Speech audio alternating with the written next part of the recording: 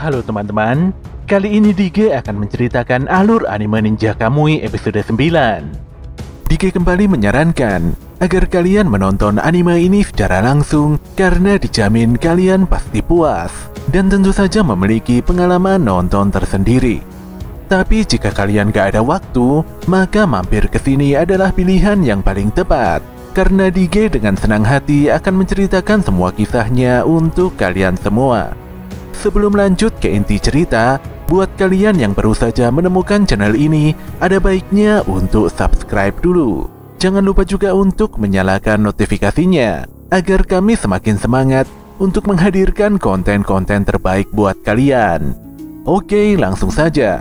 Persiapkan diri kalian and enjoy!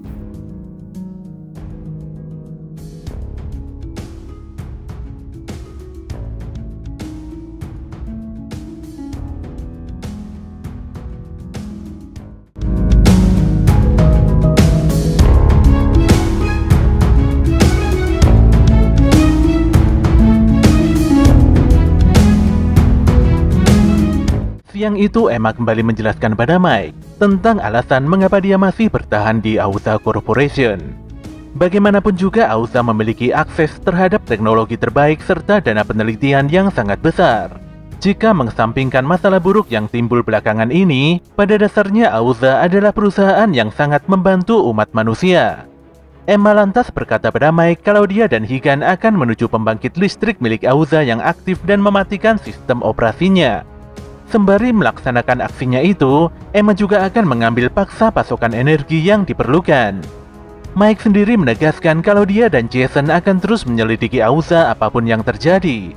Untuk memaksimalkan rencana itu, Emma pun memberikan akses penuh komputernya pada Mike dan Jason.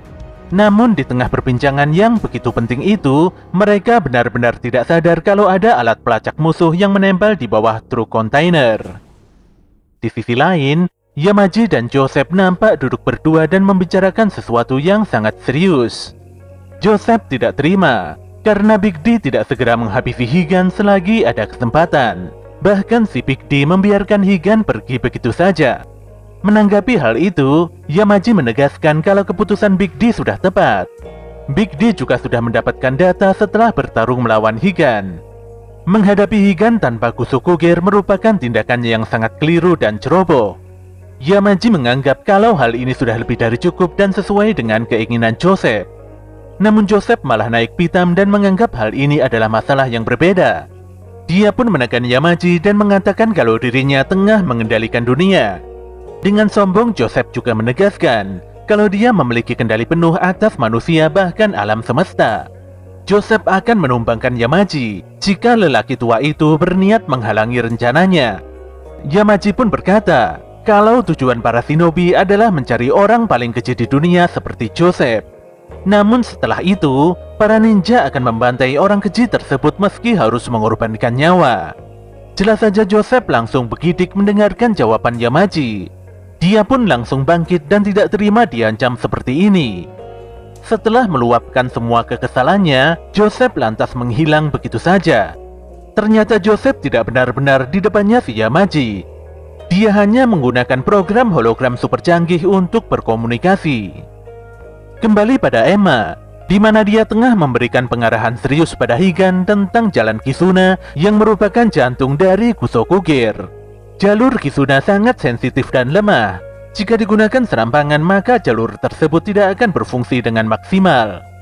Emma juga memberikan buku petunjuk untuk memperbaiki Kusokugir beserta manual booknya. Melihat keseriusan Emma, Higan pun berkata kalau ini adalah masalahnya. Dia sudah banyak terbantu berkat informasi dan data-data Emma. Higan pun mengingatkan agar Emma membantu Mike, dan setelahnya pergi ke tempat yang lebih aman untuk bersembunyi. Mendengar hal ini, Emma langsung menghela nafas dan agak kesal. Namun Mike menimpali bahwa dia dan Higan selalu menganggap rekannya sama seperti keluarga. Mendengar hal ini membuat Emma tersenyum. Sebelum membantu Higan, Emma akan membantu Mike dengan sekuat tenaga. Meski Jason orangnya agak aneh, namun Emma menganggap kemampuan pria tersebut cukup mumpuni. Emma yakin dalam waktu singkat dia bisa bekerja sama dengan Jason. Sedetik kemudian Jason datang dengan membawa sepiring nasi goreng spesial. Semuanya tidak menyangka kalau Jason memiliki kemampuan memasak. Walau terjadi sedikit perselisihan antara Mike dan Jason, namun semuanya kompak makan bersama. Suasana yang begitu nyaman ini pun mengingatkan Emma tentang nasihat Mike beberapa tahun yang lalu, di mana lelaki hitam itu berkata kalau rekan sama saja seperti keluarga. Di waktu yang sama, Joseph nampak berkomunikasi dengan Menteri ESDM melalui media video conference. Pak Menteri pun meminta pertanggungjawaban Joseph selaku CEO AUZA mengenai ledakan pembangkit listrik sebelumnya. Joseph pun menjawab kalau ini adalah tindakan sabotase yang dilakukan oleh para teroris yang telah mengetahui data uji operasional. Joseph meminta Pak Menteri tenang karena saat ini agen FBI sedang memburu para teroris itu. Namun Pak Menteri tidak mau mendengarkan alasan Joseph. Dia ingin terjun ke lapangan secara langsung untuk membuktikan jawaban Joseph. Joseph pun langsung menolak dengan alasan dia tidak mau jika teknologinya dicuri oleh orang yang tidak bertanggung jawab. Pak Menteri pun beranggapan kalau Joseph telah memaksa komite penasehat dengan kekerasan untuk menerima suap. Bagaimanapun juga, Joseph tidak bisa mengabaikan opini publik karena kasus kali ini sangat berbeda. Joseph pun mulai kesal mendengarkan ocehan Pak Menteri. Dia lantas berkata lirih kalau Pak Menteri dan jajarannya adalah para pengecut. Saking tidak terimanya, Joseph bahkan membentak Pak Menteri walau Kementerian ESDM telah membantu menutupi banyak permasalahan AUZA. Setelah memutus video conference itu, Joseph mengungkapkan semua masalahnya pada Dilly. Dia pun meminta Dilly untuk menghubungi Big D sesegera mungkin. Sayangnya si Big D tidak mau diganggu karena saat ini adalah waktu private-nya.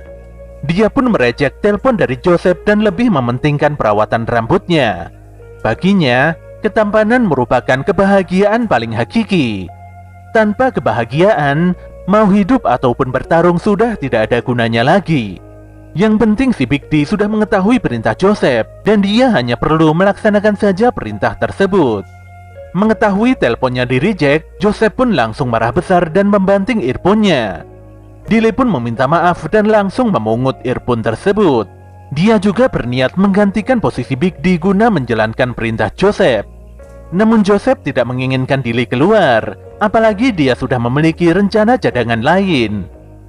Joseph pun mendatangi lokasi pemeliharaan Gosokuger untuk memeriksa Gosokuger milik Big D.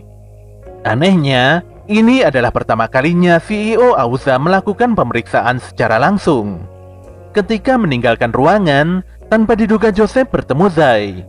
Dia pun menyapa Zai dan berkata, jika dirinya adalah Yamaji, dia pasti akan langsung memerintahkan Zai untuk membereskan Higan dengan segera. Zai lantas memasuki ruangan pemeliharaan dan melihat setelan Gosokuger miliknya sendiri. Setelah beberapa saat, Big D telah selesai memotong rambutnya.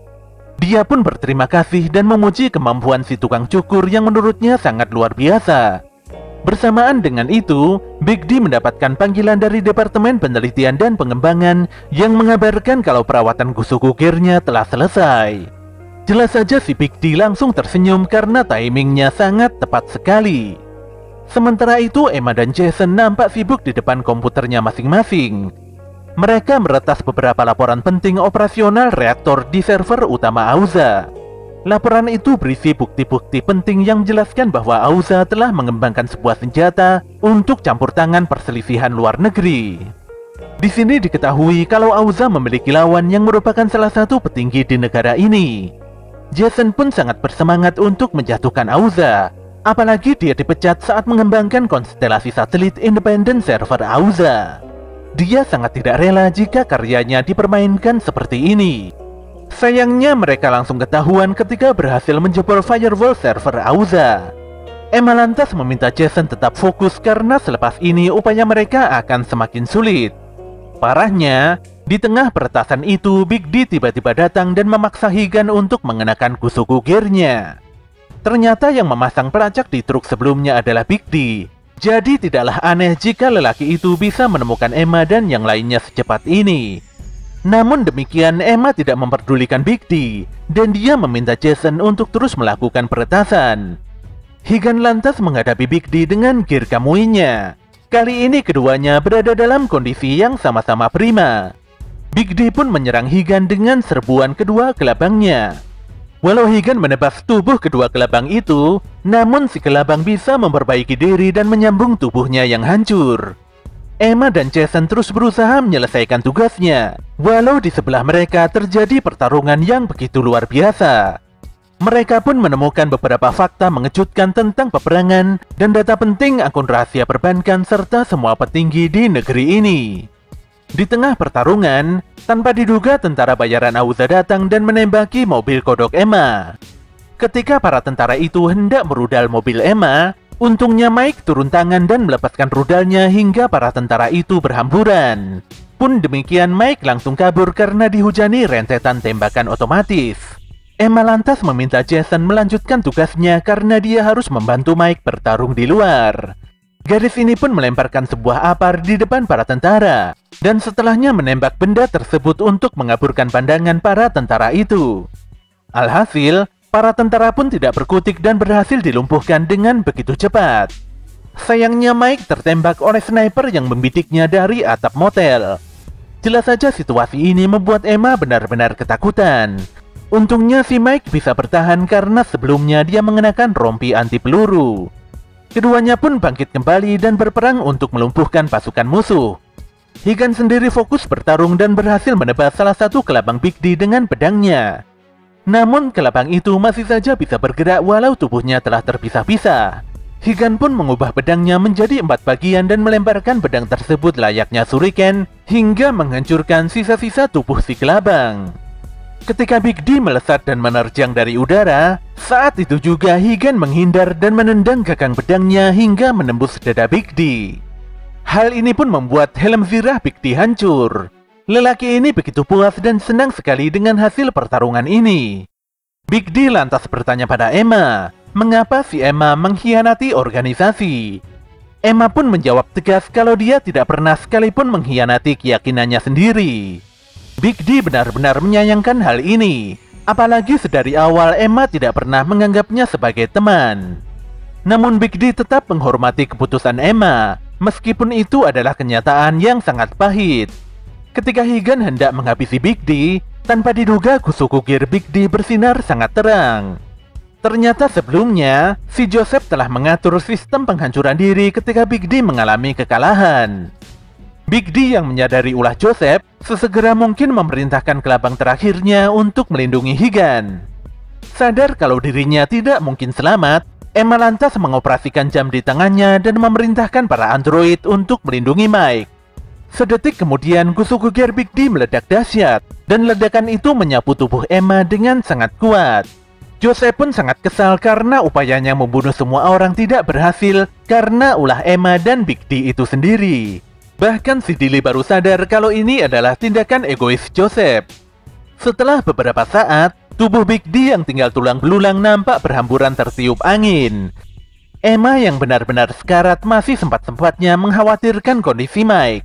Setelah mendengar dari Higan kalau Mike baik-baik saja, gadis ini pun meminta maaf pada Mari karena tidak bisa menepati janjinya. Mike pun mulai menangis dan dia meminta Emma bertahan karena ambulan akan segera datang. Saat itu juga hologram penyamaran Emma rusak hingga memperlihatkan wujud wajah aslinya. Mike pun tidak terkejut dan dia pasti mengenali Emma meskipun Emma mengubah wajahnya berulang kali. Hal ini tidaklah aneh karena Mike adalah seorang penyidik handal. Mike dan Higan selalu menginginkan Emma untuk terus bertahan hidup. Sayangnya takdir berkata lain karena Emma telah meninggal dunia dengan senyuman terbaik di wajahnya. Mike pun mengenang Emma sebagai junior yang sangat menyebalkan. Emma sering datang terlambat dan sulit diatur. Namun saat ngobrol dengan Emma, Mike merasa anaknya masih hidup. Bagi Mike, Emma adalah sosok yang sangat mirip dengan putrinya. Higan sendiri nampak terpaku memandangi jasad Emma. Dia lantas membakar jasad tersebut dan pergi begitu saja. Higan pun bertekad mengakhiri semuanya dengan cara menghancurkan organisasi yang telah merenggut semua hal penting darinya.